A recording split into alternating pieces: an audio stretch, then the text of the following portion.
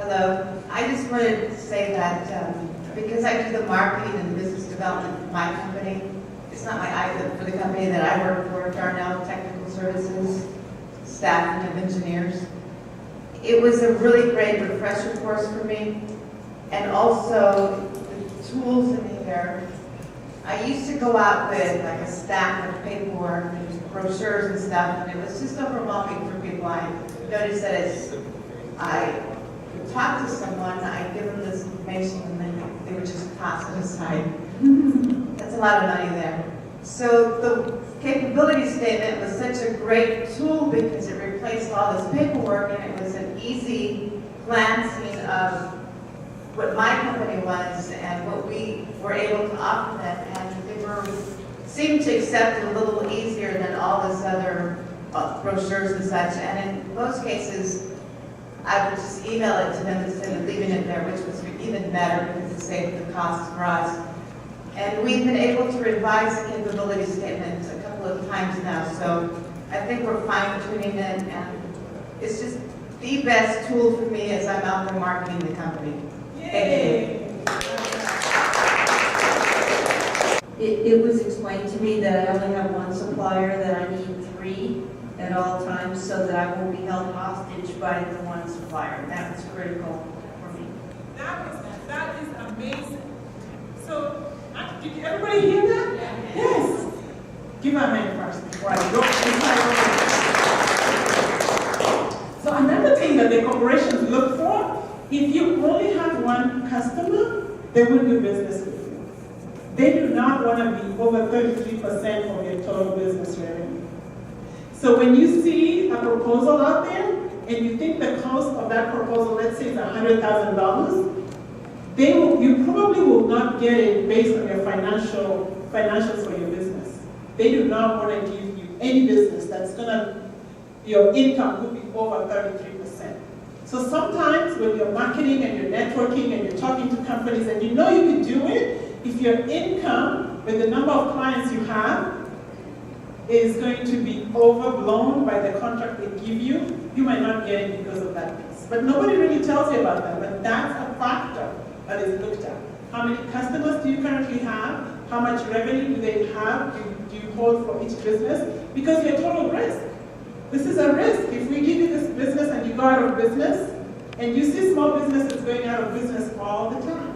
So always remember that when you go after contracts and you see that your financials might throw you off, try to partner with a financial partner. We call them a fiscal partner. See another company that has more revenue than you that can buffer that. Okay?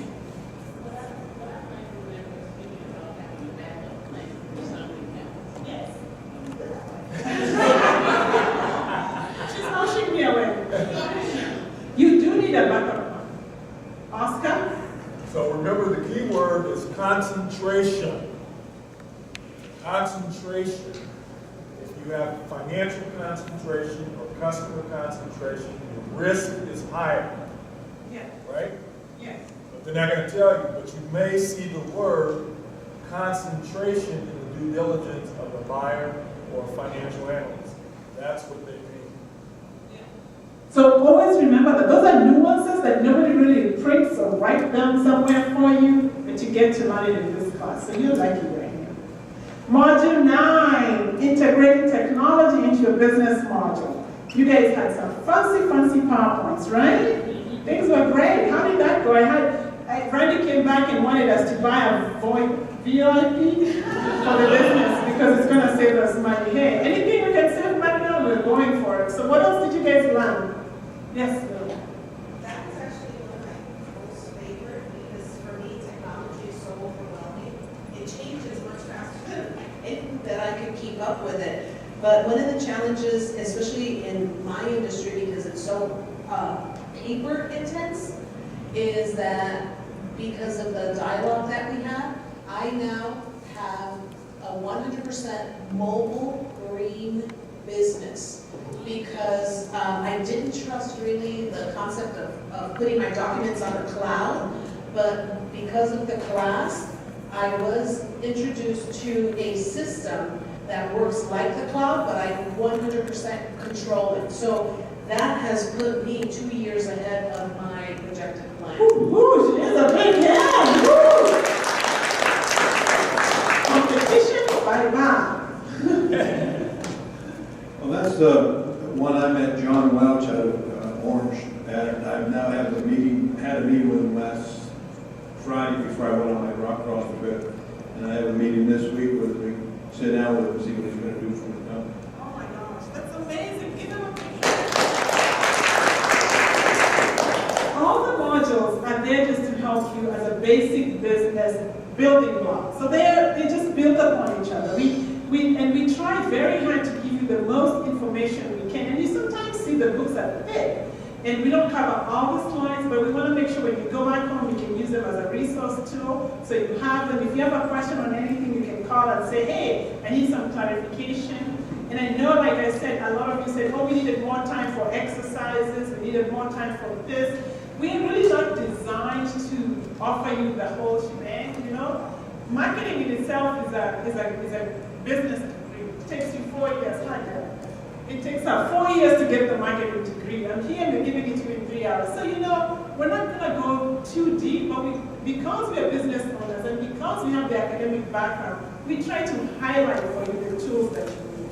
So that's how the classes went. Of course, the last module, which is one of the best modules, right?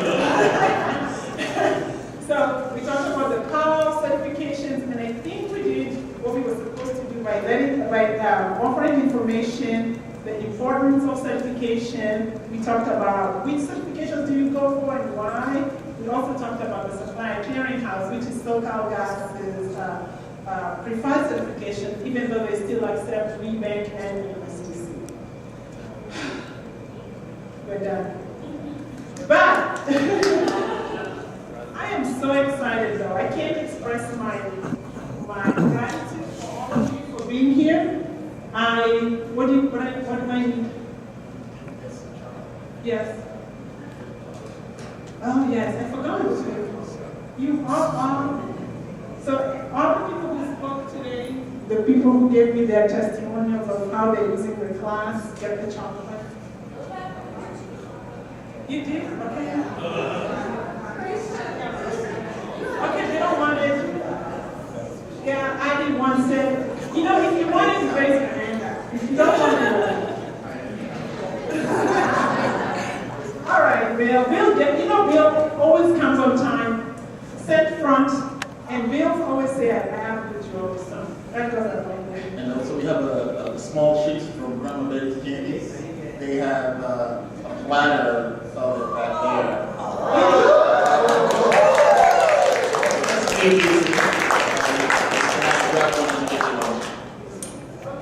Well, class, everyone always said, hey, why don't you bring the chocolate when we bring the chocolate? So we do have that, like Randy mentioned, in the back. And then so that you know, we have the Chocolate of the Month Club from $20 to $110, where the box comes the first week of every month. So if you sign up today with Laura, you get a 20,000 point gift card. So just want to let you know.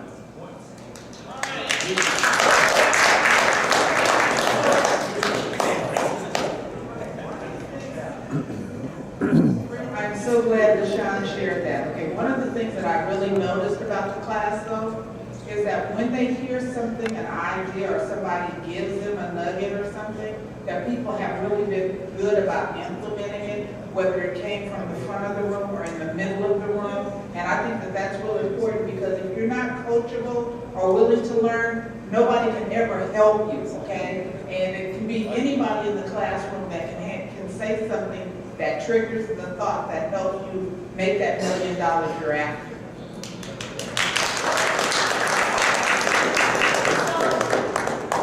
So evaluations, please pass the evaluations or put them in the middle of your table.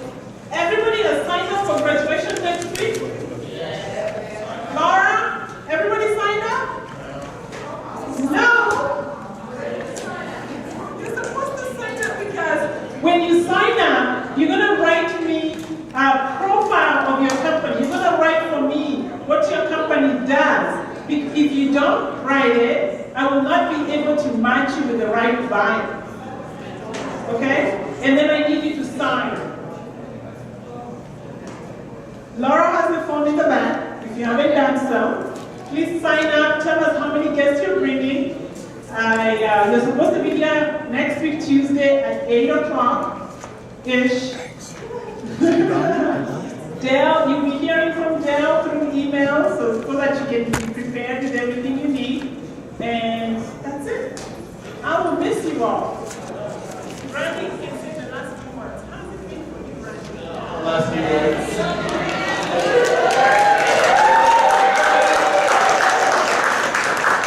Well, since I was deputized to speak, I just want to say it was a great class.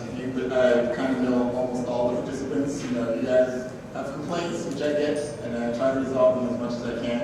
I try to connect you guys together. That's kind of like my goal will be trying to get you guys to work with each other, because I see the background of it. I'm not the actual business owner, but I see other business owners trying to get together, and that helps them to get that RFP, that contract.